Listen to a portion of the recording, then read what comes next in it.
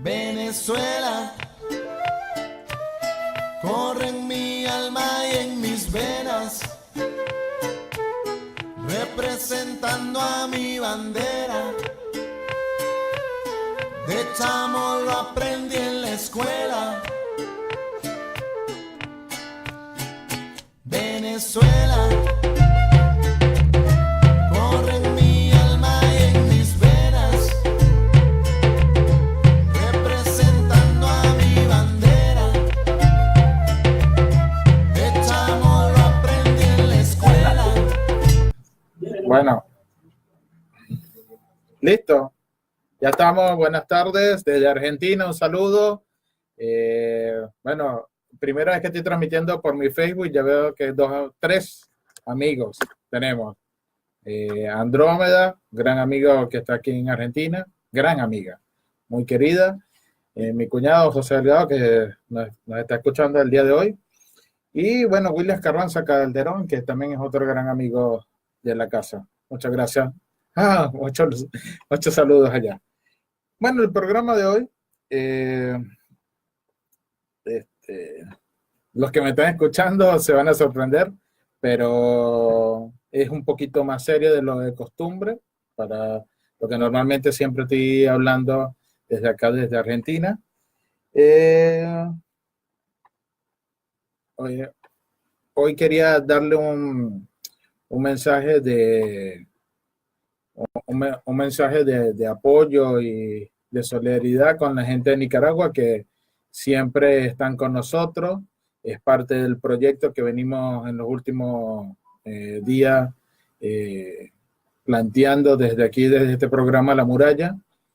Estuvieron en la cuarta evento de solidaridad, de paz y amor en Nicaragua, Managua. Esperemos pronto irlos a visitar. Es parte de este proyecto que estamos haciendo por vía radio en América Profunda. Y hoy vamos a hacer un programa un poco más serio de lo de costumbre, por lo que está ocurriendo en Venezuela, especialmente con la toma presidencial del presidente Nicolás Maduro, que hay que alertar a toda América Latina, especialmente aquí en Argentina, donde yo me encuentro actualmente, para que se informe de lo que realmente está pasando en Venezuela, y que es una situación bastante delicada. Al principio no le había dado tanto peso, pero cada día se complica un poco más lo de Venezuela.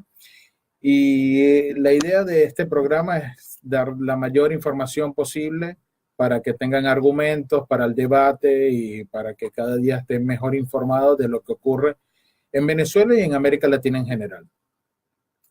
Bueno, dos cosas importantes para hablar de Venezuela. Primero, bueno, la toma presidencial de Nicolás Maduro del 10 de enero y la aplicación, que muy poca gente lo conoce en detalle, de lo que es el método de acción no violenta de Gene Sharp, algo que estuve analizando en la semana y al principio pensé que era solo un tema, vamos a llamarlo así, efímero, no tomarlo en consideración, pero últimamente estoy analizándolo un poco más profundo. Ya desde el 2014 se había aplicado con las guarimbas, pero hoy lo analizo un poco más profundo y me parece bastante delicado y quisiera compartirlo con ustedes, lo que significa ese método de acción no violenta Gene Sharp, para que estén informados, para que sepan. Cuando se dice que Venezuela está asediada, de que está atacada desde algunos organismos internacionales, que hay un plan para ello, el que detalle y lee este método de acción no violenta de Gene Sharp lo van a entender con mayor, mejor exactitud. El 10 de enero, bueno, para los que no saben el tema de Venezuela con la presidencia, si es válido o no es válido, Venezuela transitó el año 2017 un montón de elementos institucionales. Yo sé que desde afuera siempre se ha hablado sobre la democracia de Venezuela. Es una democracia un poco compleja desde el punto de vista mediático, pero lo que ocurrió en Venezuela en el 2017 fue plantear la forma de cómo encontrar una solución pacífica y evitar la guerra entre hermanos. Y la encontraron por la vía de la constituyente. La Asamblea Nacional Constituyente lo que plantea es buscar una estrategia de construir una nueva constitución ante los nuevos fenómenos que está ocurriendo en Venezuela. Indudablemente la oposición planteaba era la renuncia del presidente Nicolás Maduro y que todos los poderes fueran eliminados y fueran unas elecciones, como ellos lo llaman, libres. La verdad es que es bastante complejo porque son dos fuerzas que están chocando internacionalmente y que se plantean solo desde Venezuela. Eso desde el punto de vista conceptual. El chavismo encontró una manera de solventar esa crisis a través de la Asamblea Nacional Constituyente, la cual tuvo un peso importante, está establecida en la Constitución Bolivariana de Venezuela, así que para aquellos juristas que están siempre planteando de que Venezuela es una dictadura a través de la Asamblea Nacional Constituyente, la verdad es que no. Podrán debatirlo profundamente, pero la verdad es que no, desde ese punto de vista no caería la figura de la dictadura por la vía de la Asamblea Nacional Constituyente. La Asamblea Nacional Constituyente, la oposición se retiró, no fue a votar en el año 2017 y en el 2018 planteó adelantar las elecciones. Igual en el 2018 iba a haber elecciones presidenciales, fuera en cualquier parte del año. Normalmente se hace en Venezuela en los meses de diciembre. En esta oportunidad se hizo el 20 de mayo del año 2018, donde hubo varios participantes de la oposición venezolana. Fue Henry Falcón por la parte de oposición más dura, de la que nosotros conocemos como la derecha, y fue un participante de la Iglesia Evangélica, y también fue parte de la izquierda a participar. En ese momento ganó el presidente Nicolás Maduro con más del 60% de los votos. Lo que más me preocupa es el desconocimiento de algunas personas que están metidas en la política que no conocían esto que estaba ocurriendo en Venezuela de las elecciones del año 2018 y dejaron transcurrir hasta el 10 de enero, que fue la toma presidencial. Lo que intentan los gobiernos de la región, como lo llaman acá en estos países del sur, señalan que Nicolás Maduro lo que es un usurpador del poder, porque no hubo unas elecciones que fueran transparentes o que de alguna manera no fueran avaladas por un organismo internacional. La verdad es que sí fue avalado por varios países, fue avalado por la ONU, la OEA por supuesto también está cooptada por la derecha y no va a reconocer ninguna estrategia que sea desfavorable para ellos.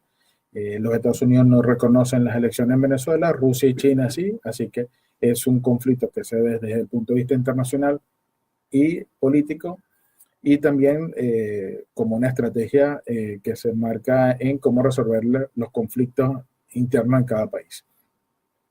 El 10 de enero llegó, la semana pasada planteamos un programa que planteaba de qué iba a pasar después del 10 de enero, y nosotros desde ese punto de vista no le damos tanta importancia porque planteamos que Venezuela no debería entrar en conflicto, pero por los sucesos que están ocurriendo actualmente en Venezuela me parece que hay que hacer un análisis bastante serio sobre lo que está ocurriendo, especialmente por lo que señaló el nuevo presidente de la Asamblea Nacional, Guido, que hoy en el día de hora de la mañana tuvo una especie de atentado, secuestro, como se llame, donde la organización de servicio de inteligencia venezolana bolivariana, el SEBIN, lo detuvo. Según los planteamientos que plantearon en los últimos minutos, él fue liberado, pero lo que está ocurriendo en Venezuela es bastante delicado y por eso quise hoy hacer un programa en base a eso y analizar un poco lo que significa el método de acción no violenta de Gin Char.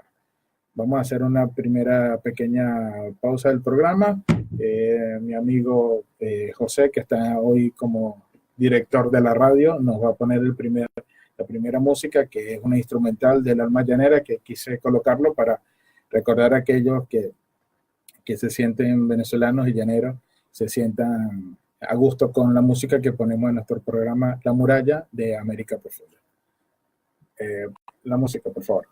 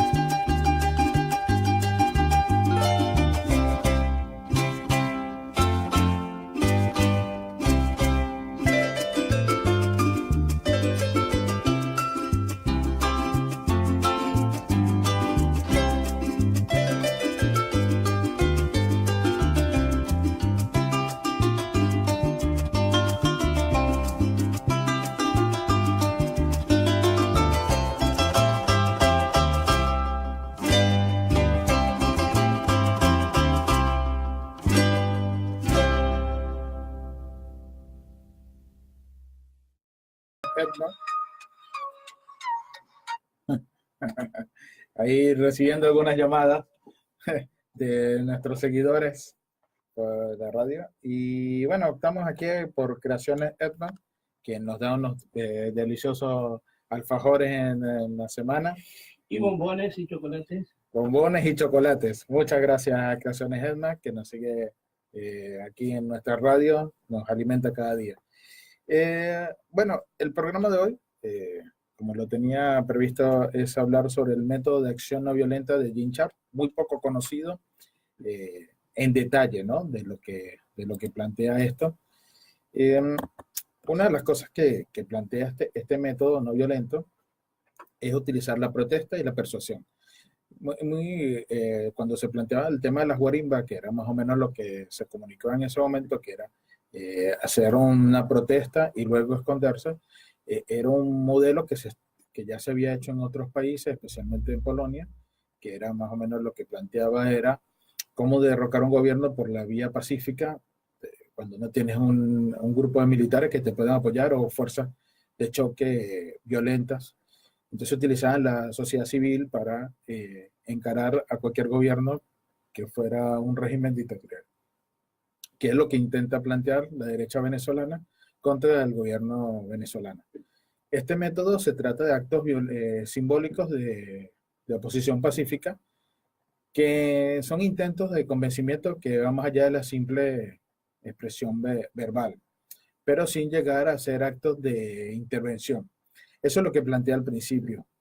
Luego, están dirigidos a influir en el adversario, en el público en general y aquellos grupos que se quejan del gobierno. Eso lo podemos entender nosotros en Venezuela claramente porque hay veces organismos de izquierda que plantean que el chavismo no es de izquierda porque no se asemeja a algunas posturas de Marx o de los grandes teóricos del pensamiento de izquierda de los 80 y los 90, que era la no influencia del Estado. Y el chavismo nació justamente con la política estatal que, bueno, a través del recurso natural que fue el petróleo, le permitió financiar todas sus políticas de desarrollo y de bienestar para la población venezolana. Y algunos que piensan que esa no es la vía, desde el punto de vista de izquierda, se pueden dejar influenciar por este pensamiento de métodos no violentos. Una de las cosas que detallan para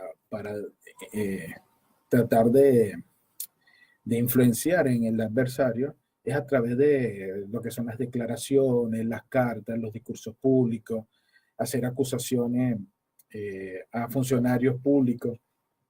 Eso es muy característico de lo que se observa en la expresión que plantea la oposición venezolana, que a través de las redes sociales atacar directamente a funcionarios que de alguna manera tienen peso específico dentro del gobierno y la idea es que desmoralizar a ese militante, a esa persona que esté alrededor de esa política que está en cambiar.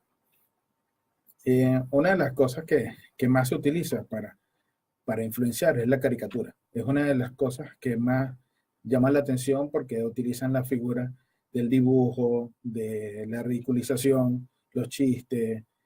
Y si ustedes se dan cuenta, la cantidad de youtubers que están alrededor de la política venezolana es gigantesca porque la idea es plantear de alguna manera una influencia, que de por sí que se llaman los influencers, para de alguna manera desmotivar a la militancia política. Y la idea es esa. La idea es de alguna manera desmoralizar y frenar a las bases desde el pensamiento. Se utiliza mucho lo que son la televisión. Hoy en día las redes sociales están impactando muchísimo. Se usan toda estrategia comunicacional que pueda influir en la gente. Después, porque esto que estoy señalando son unos pasos, no es que es aislado, son unos pasos que se van desarrollando a través de esta estrategia.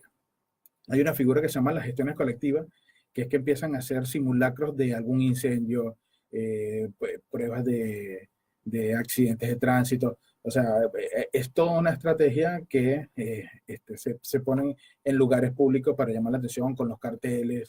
Empiezan a hacer algunas estrategias como que te ganaste un premio y eso es válido porque tu pensamiento tiene mayor aceptación frente a otro público. Entonces se ve que el premio de España se lo dan a un periodista, el premio se lo dan a un político porque tuvo acertados comentarios sobre algo. O sea, todo viene orquestado desde el funcionamiento, desde que desmoralizas a tu adversario, que en este caso es el chavismo. Vienen otras características como, por ejemplo, le doy un premio a quien dijo eso, o le doy un financiamiento adicional para que sientan que esa persona tiene mayor aceptación dentro de un público. Después se empiezan a hacer algo que me llamó la atención, es que como todo esto, como está todo organizado, una de las características es la influencia de la iglesia, que es que empiezan a usar oraciones, cultos públicos, empiezan a levantar velas, antorchas, empiezan a hacer unas características de simbología hacia la iglesia, para llamar como decir, como estos son los buenos y estos son los malos, para diferenciarse. Después hay una característica que me llamó mucho la atención, que es que empiezan a hacer desnudos de protesta, y eso son unas cosas que nosotros estuvimos analizando en nuestras organizaciones, que empiezan a bajarse los pantalones para que le vean las nalgas. O sea, empiezan a verse esas cosas que tú dices, bueno, pero esto pareciera ser una ridiculez. No, no es una ridiculez, es un planteamiento para derrocar un gobierno. Y eso está planteado bajo este enfoque de lo que plantea Gene Sharp.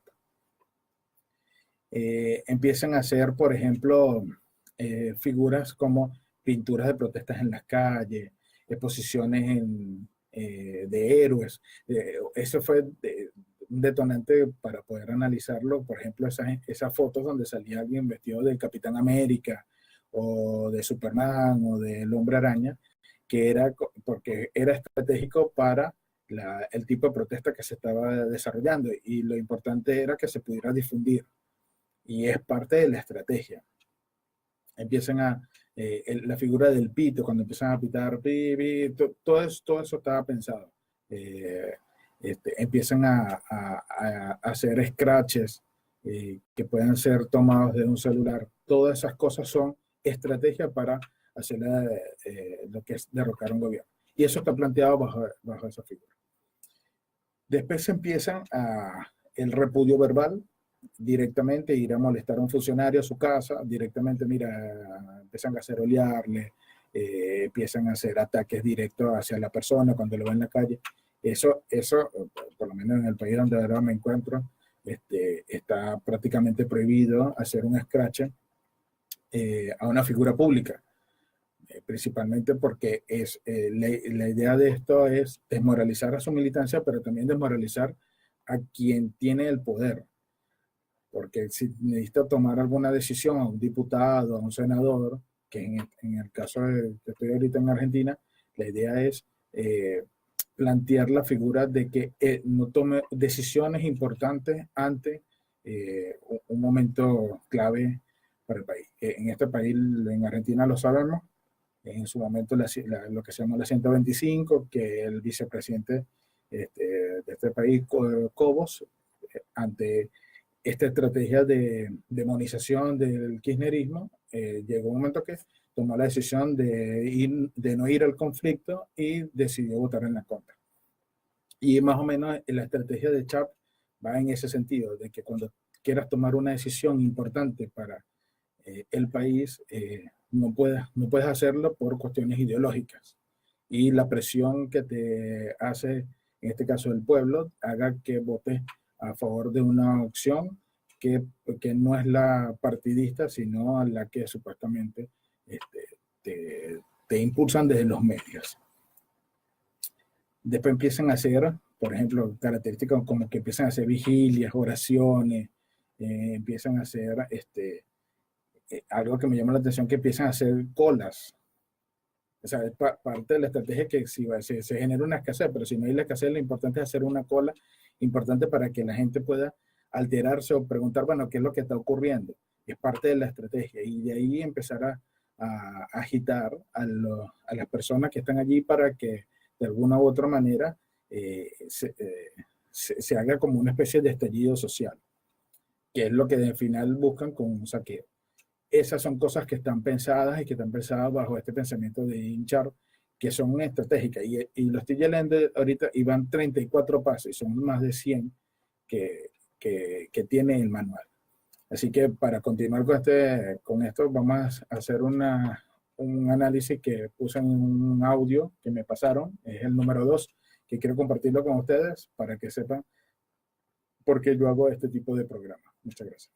Nos portamos mal con Venezuela. Ese es un acto de traición a Venezuela, de no reconocer la juramentación del presidente Nicolás Maduro, electo por más de 6 millones de venezolanos, traicionando la memoria del libertador, el de la Gran Colombia, el de la unidad antillana, traicionando al comandante Hugo Chávez, que nos regalaba el petróleo, coño. Hugo Chávez nos salvó en los momentos de mayor crisis económica y petrolífera del mundo y del país. Hugo Chávez traicionando la memoria de él, de su línea, el chavismo, y traicionando a Nicolás Maduro. El foro internacional ha sido solidario con la República Dominicana. Pero claro, hay que hacer de todo a favor del presidente Trump por lo de China, vamos a estar claros. Muy mal hecho. Sobre todo ahora que estamos en la presidencia por todo el mes y después seguiremos en otro aspecto del Consejo de Seguridad de las Naciones Unidas.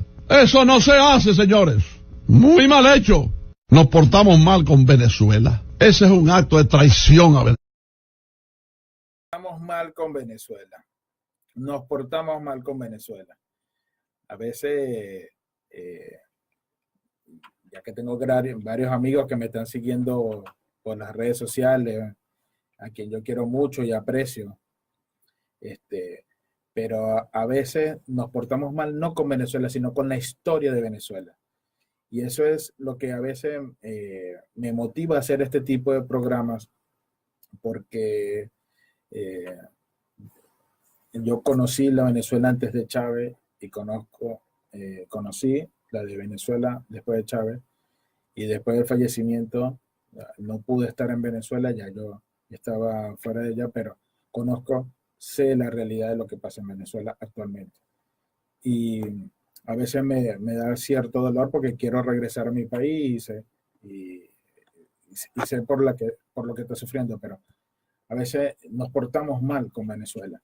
Y es una de las cosas que más me preocupa, en la que yo quiero impulsar a través de este programa. Hay una de las cosas que me llamó la atención de lo que ocurre ahora en Venezuela a partir del 10 de enero, es que pareciera que no hay marcha atrás con la oposición venezolana. No hay marcha atrás. Su agenda siempre va a ser la violenta, y yo quise detallar de dónde salían esas ideas. Y al leer el informe que hace Jim Sharp para eso, es claro. Y por eso, cuando lo vaya detallando más profundo en este programa, van a observarse algunos detalles, como que hoy lo que pasa en Venezuela ya es lo último de lo que sale en ese manual. Lo voy a colgar a través de la red social para que lo puedan leer, para aquellas personas que quieran detallarlo un poco más profundo. Pero bueno, ya que estamos en esto, en los pasos que voy a revisar para que vean que no estoy mintiendo, son 197 pasos. O sea, para que sepan, y ya voy por el número 34. Y ahorita ya, bueno, que voy a comenzar con el número 36, 35, 36, se va a observar, por ejemplo, hay una figura que empiezan a hacer canciones de protesta, pero canciones, por ejemplo, que motiven motiven a la gente a salir a la calle a protestar.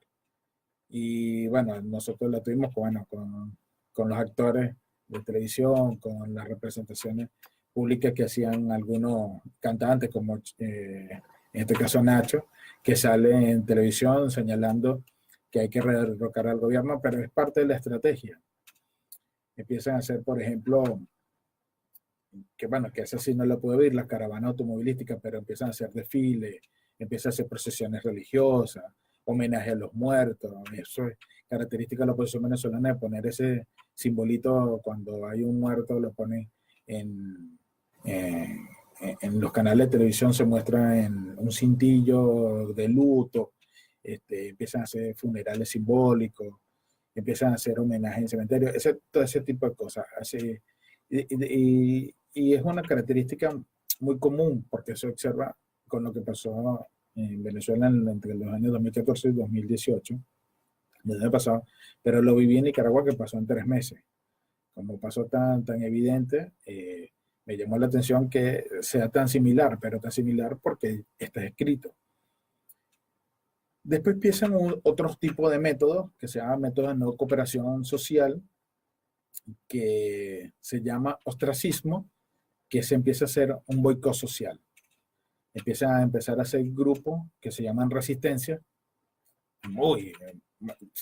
Esto es muy característico. Además, tienen hasta los mismos nombres. Empiezan a inducir grupos que se dedican a atacar a quien coopere al gobierno. Empiezan a señalarlo como que este es un infiltrado o es un, ¿cómo le dicen? Un enchufado o un tarifado. O sea, ese tipo de cosas para inducir que se ha alejado de ese tipo de figuras de manera pública. Empiezan a hacer, por ejemplo, cuando se haga un evento público, empiezan a hacerle boicot de que no se haga, por ejemplo, de un juego de béisbol, entonces salen con pancartas diciendo, mira, fuera Maduro, fuera Chávez, y ese evento clásico que pasa hoy en día en los estadios venezolanos es el famoso se va a caer y va a caer. Ese tipo de cosas, la idea es incitar de que exista la violencia. Pero la cosa es no de ellos ser los violentos, sino incitar a la violencia para que otro haga el ejecútese. Después empiezan a existir, por ejemplo, huelgas estudiantiles, características muy de Venezuela, especialmente en las universidades privadas, y características en lo que ocurrió en Nicaragua, que también es lo mismo. Empiezan a salir figuras como desobediencia civil. Eso es Venezuela. Venezuela, totalmente. Desobediencia civil, no empieza a aceptar las reglas, empieza a romper todo lo que se ocurre, empiezan a cambiar hasta la forma de vestir, la forma de hablar, la forma del comportamiento. O sea, la idea es, de alguna manera, lo que es tratar de destruir la figura institucional social que tenga el país. Por ejemplo, si utilizaban pantalones, ahora usamos minifalda, ahora si yo me tengo el pelo corto, me dejo el pelo largo. O sea, la idea es siempre estar en contra desde el punto de vista de la figura social que tenga el país. Después empieza a haber una figura que esas sí no son características, no la observamos mucho en Venezuela, que se llaman fuga de trabajadores o que empiezan a hacer no cooperación entre los vecinos, algo que en Venezuela, gracias a Dios, no ha pasado, pero sí empiezan a existir por lo menos lo que llaman una emigración de modo de protesta. Eso sí, es el punto 70 que se pasó mucho en el estado de Táchira, que era que se iban del país, pero volvían, pero la idea era que tuviera siempre un movimiento de que no puedo vivir en el país porque estoy harto. Hasta que llegó un momento que ocurrió, que todo el mundo se fue del país.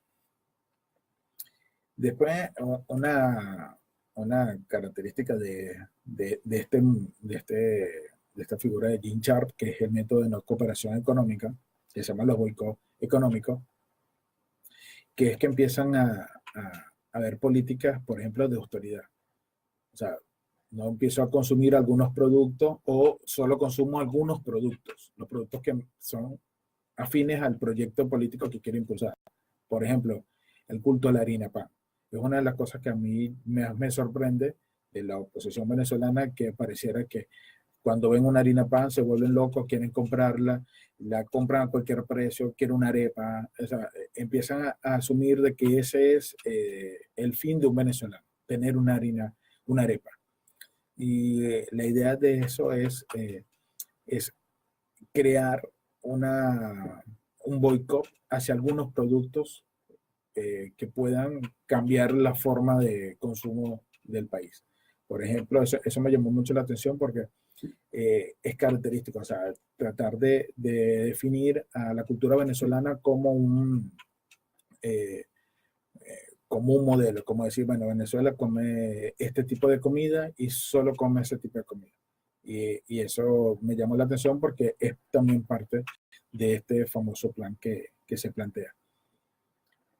Después viene, bueno, hay pocos de trabajadores, esto se ve mucho en el sur de Venezuela, que es negarse a trabajar, la protesta sobre el salario, empiezan a hacer huelga de hambre, empiezan a hacer huelgas, por ejemplo, de algunos, porque no hay algún producto, entonces si yo no tengo ese producto, yo hago una huelga, ese tipo de cosas. Pues, por ejemplo, dicen, no tengo el producto de la marca que yo quiero, entonces empiezan a hacer una incitación a la violencia para que de alguna manera se vea reflejado que es parte del mismo gobierno. Bueno, vamos a hacer un mensaje que nos deja el presidente Chávez en su momento para los jóvenes, para ir más o menos planteando y ir cerrando el día del programa de hoy.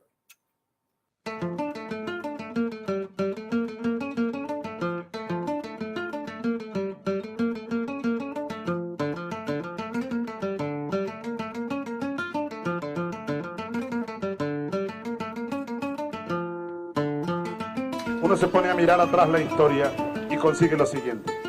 Consigue juventudes que nacieron en revolución. Chávez, radical. Miren, imagínense ustedes las juventudes que nacieron, los niños pues y niñas que nacieron en plena guerra de independencia. Por ejemplo, Zamora, Ezequiel Zamora nació aquí en Cuba, Miranda, lo que hoy es Estado Miranda, en 1817. Su papá fue capitán de Bolívar y murió en Carabobo.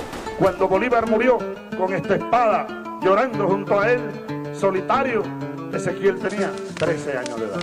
Ese es un ejemplo. Pero ese ejemplo se repite a lo largo de nuestra historia. Entonces Zamora, que pudo haber tenido una juventud al ritmo de un país en progreso, Ezequiel Zamora, como miles y miles de hombres y mujeres que fueron niños y vieron de niños una revolución en plena efervescencia, pero después vieron el hundimiento de aquella revolución. Tuvieron que crecer en medio de la frustración y después ellos iniciar de nuevo otra vez la revolución. Le pasó a Zamora, le ha pasado a muchos. Imaginemos los venezolanos que nacieron por allá por 1905, cuando y vieron aquí en Caracas y en Venezuela la revolución que dirigía Cipriano Castro, derrocado después por la oligarquía y el imperio yanqui, traicionado por Gómez y la burguesía. Ellos vieron una Venezuela en revolución, crecieron con esa esperanza, con esa pasión, pero después la vieron morir. Y luego tuvieron que irse rebeldes a caballo todavía, como un abuelo mío, Pedro Pérez Delgado, que dejó sus hijos pequeños. Yo recuerdo a mi abuelo Rafael, que me decía, no, mi abuelo Pedro, hijos de Maíz Santa, no recordamos a nuestro padre. Cuando él se fue a la guerra teníamos 3 años, 4 años. Nos mandaba cartas, mas nunca lo vimos, murió preso. Tuvieron que dejar hijos. A los pocos días cae preso de nuevo y muere en prisión, pero junto con él muchos y muchas que nacieron y crecieron viendo una revolución, llenos de esperanza en un futuro mejor.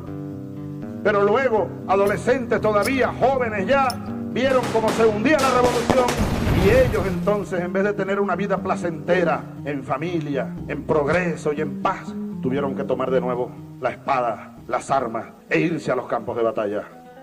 Yo pertenezco a una de esas generaciones. Pertenecemos a una de esas generaciones.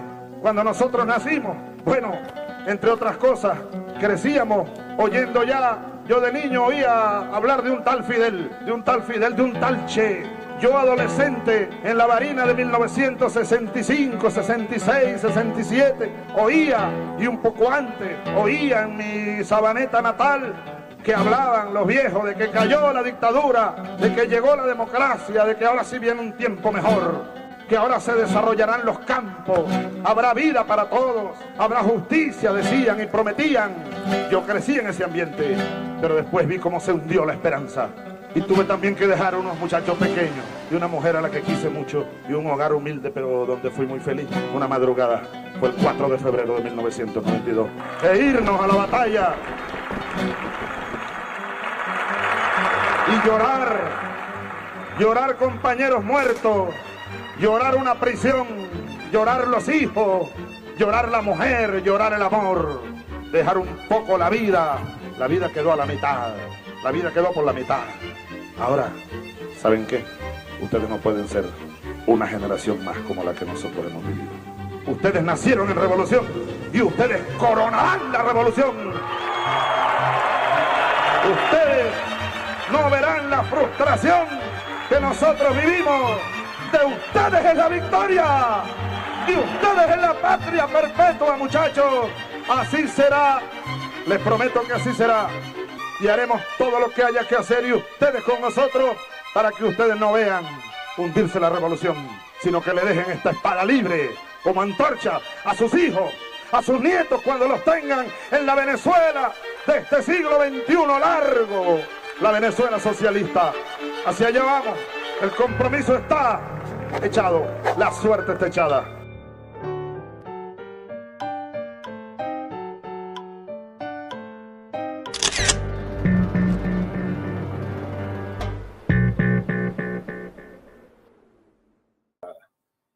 Hoy pasaron un comunicado que saca la Asamblea Nacional de Venezuela, opositora, ley de estatuto que rige la transición a la democracia y el restablecimiento de la vigencia de la Constitución de la República Bolivariana de Venezuela.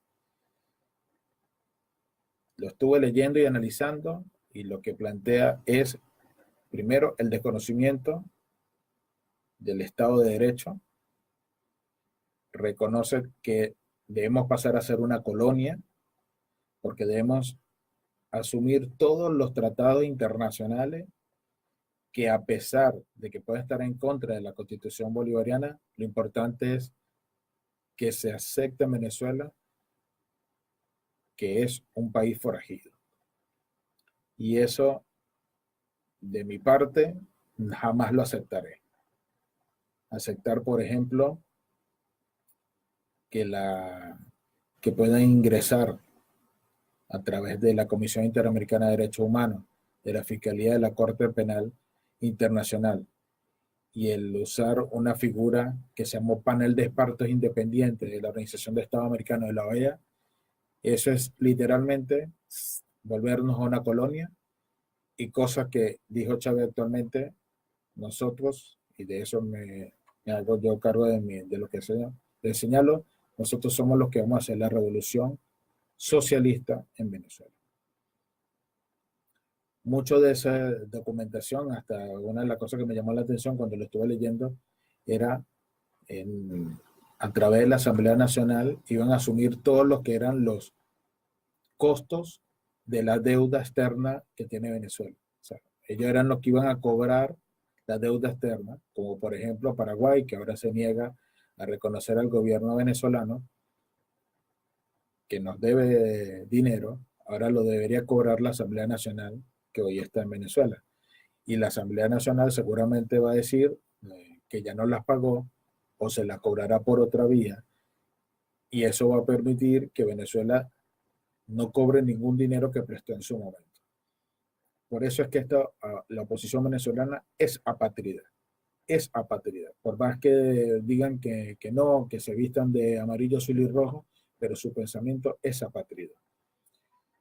Y ya casi finalizando para darle peso a lo que fue lo que dijo Jean Charles en su método de acción no violenta, saltando todo esto en el número 192, especialmente en el 197, que es parte de lo que escribió hoy la Asamblea Nacional, que es establecer una doble soberanía y crear gobiernos paralelos. Esa es una de las cosas que a mí me llamó más la atención, porque es el último detalle que plantea el método de acción no violenta de Jean Charles, de plantear que Venezuela va a tener dos presidentes, va a tener dos constituciones, va a tener prácticamente dos países. Y lo que plantean ese escrito la Asamblea Nacional, me parece, además lo señala así, como un Estado fallido y que está llenos de organizaciones criminales. Y algo que me llamó mucho la atención para aquellos que son expertos en temas de leyes, señala mucho lo que se llama un estado funcional. Para aquellos que no saben, o los que sí pueden saberlo, el estado funcional es un planteamiento que lo hacen desde Alemania cuando cayó el muro de Berlín, porque la idea del estado funcional era que fuera servil a una clase social, o sea, que funcionara para esa clase social. Y recuerdo cuando estuve leyendo ese libro, El Estado Funcional, que al principio me pareció interesante, pero después con el tiempo, cuando empiezo a analizar, porque te dice cómo tienes que vestirte, cómo tienes que actuar, cómo tienes que servir al Estado, cuáles son tus características, ya deja de ser un proyecto, como le llaman, de libertad. Es prácticamente una especie de dictadura disfrazada en manera democrática. Además que ni siquiera se escoge quiénes son sus líderes, sino simplemente los ponen algunas organizaciones que vienen desde el extranjero. Como decir, bueno, el nuevo presidente de este país va a ser escogido por tal organización. Y eso es lo que se plantea bajo esta figura de este nuevo mecanismo que van a usar en Venezuela a través del método de Gin-Sharp. El tema es que si no llega a pasar lo que ellos plantean, que es el método no violento, lo último que le queda es la intervención, y por eso me pareció muy delicado lo que pasa en Venezuela. Yo al principio no le daba tanto peso a nivel, porque de alguna manera siento que los venezolanos no deben llegar a la violencia, no deben llegar como una estrategia de ir a la guerra, pero ya al acabarse todos los mecanismos no violentos, que hoy en día en Venezuela este es el último que quieren hacer, probablemente si ellos fracasan, como fecha que tienen estimada para el 23 de enero, probablemente después de eso ya no queda otro momento que la escalada de la guerra en Venezuela. Yo lo que le invito es a la reflexión para aquellos que no apoyan al gobierno de Nicolás Maduro o que sienten que la revolución fue fallida, que analicen bien lo que vayan a hacer, cuál será su propuesta para los próximos meses, días y meses, porque lo que está ocurriendo en Venezuela ya hoy es muy delicado, y por eso yo quise hoy de alguna manera explicarle ese método de Gin-Sharp como estrategia no violenta para derrocar un gobierno en el mundo, y que lo están haciendo en Venezuela y en cualquier gobierno que sea de manera hostil al imperio estadounidense o a todas las organizaciones que quieren imponer su criterio a nivel internacional. Vamos a pasar una última ocasión y me despido por el día de hoy.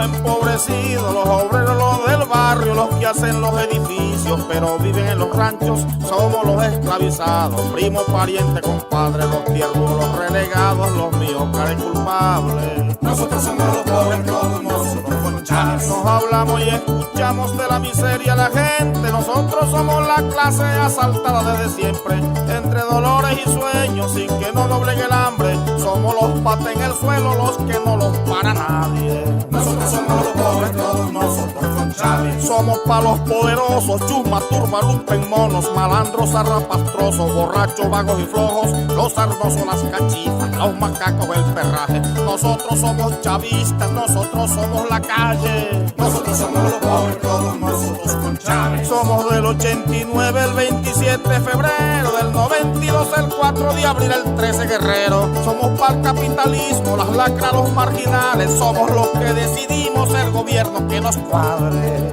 Nosotros somos los pobres, todos nosotros con Chávez.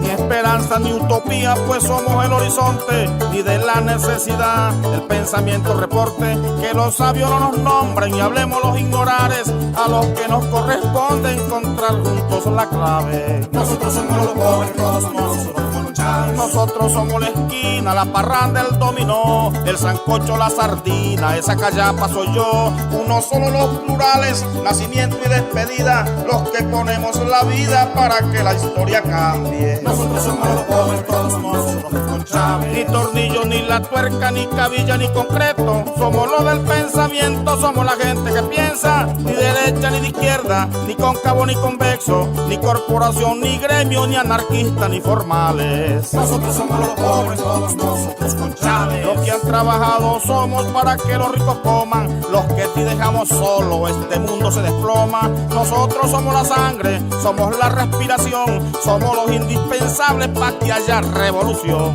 Nosotros somos los pobres, todos nosotros con Chávez.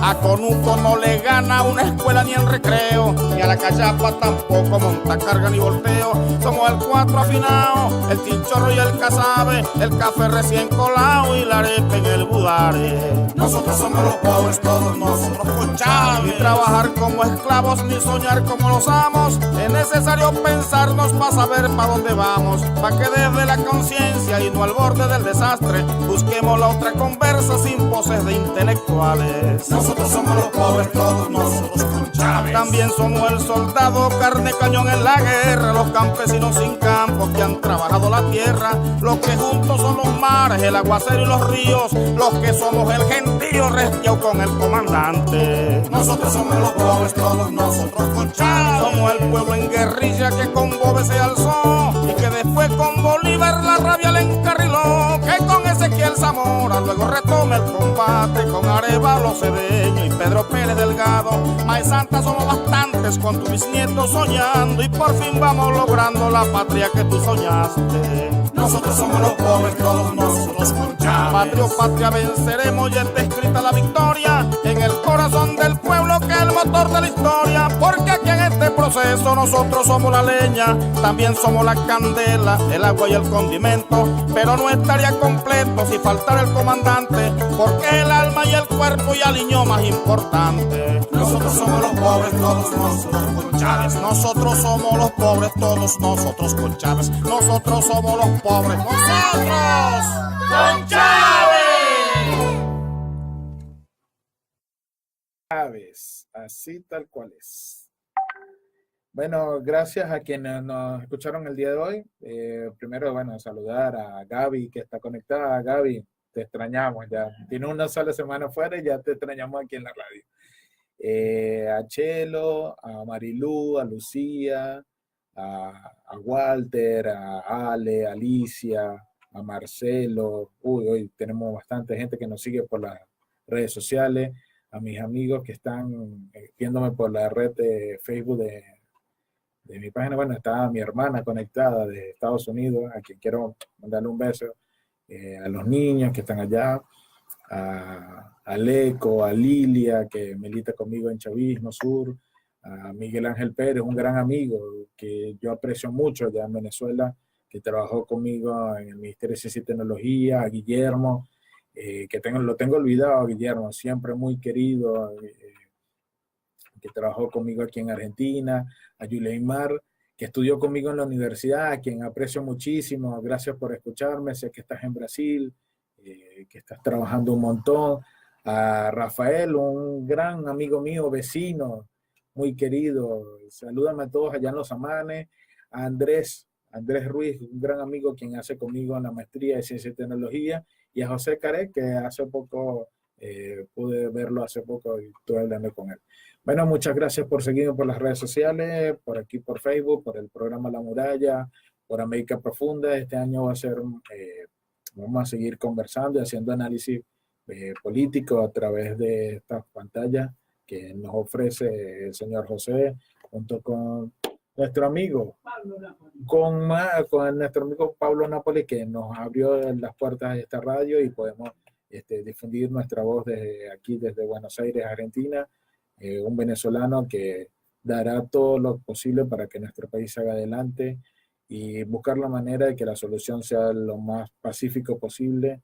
Nosotros desde el chavismo que creemos que se puede, que la solución es a través del socialismo, planteamos una ruta que es la que sabemos que es la paz, la hemos analizado, pero bueno, hay otros proyectos que son choques y históricos y bueno, nos toca a nosotros los venezolanos vivirlo.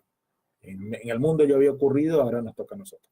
Así que muchas gracias por escucharnos. En el próximo programa vamos a hablar de Colombia. Vamos a hablar con nuestros amigos de Marcha Patriótica que están aquí en Argentina, que ya llegaron, y la gente de Colombia Humana, que por fin vamos a ver si lo hacemos llegar a nuestro programa de hoy. Un saludo y bueno, vamos a cerrar con Viva la Revolución, que es parte de este programa, una canción ícono de acá de nosotros, de nuestros amigos de Dale pa' Matarla. Un beso, un saludo para todos y hasta la próxima que nos veamos.